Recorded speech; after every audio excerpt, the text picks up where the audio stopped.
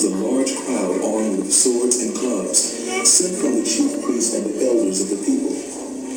Now the betrayer had arranged a signal with them. When I kiss the man, arrest him. Going at once to Jesus, Judas said, Greetings, family. and kissed him.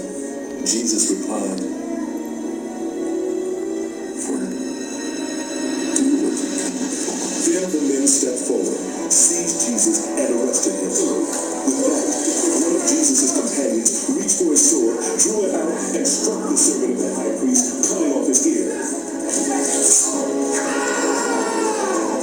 Put your sword back in its place. Jesus said to him, For all who draw the sword will die by the sword. Do you think I cannot call on my Father, and he will at once put at my disposal more than 12 legions of angels? But how then would the scriptures be fulfilled that say it must happen in this way? In that hour, Jesus said to the crowd, Am I leading a rebellion, that you have come out with swords and clubs to capture me? Every day I sat in the temple courts teaching, and you did not arrest me. But this is all taking place that the writings of the prophets might be fulfilled. Then all the disciples deserted him and fled.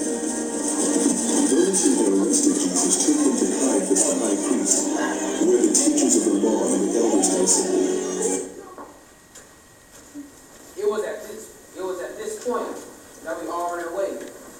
We were so afraid they would arrest us too. No one happened later that night. I wish we could do it over. Later that night, Jesus had been tried by the council and put to death the next day on the cross. What could we have done? Surely there was something.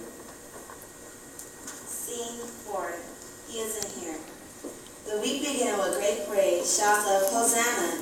Jesus had ridden a donkey into the city of Jerusalem.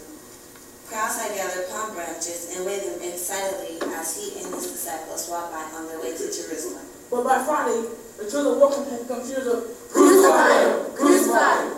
Jesus was arrested, mocked, beaten, and then tried. Finally, he was taken to a rocky hill outside the city of Jerusalem. There the soldiers nailed him to a wooden cross and left him there to die a very heavy death. Jesus said he was thirsty. Instead of water, they soaked the sponge in vinegar, put it on the end of a stick, and offered it to him. Not once had Jesus said a bad thing about the people mistreating him. But in fact, he has got to forgive them.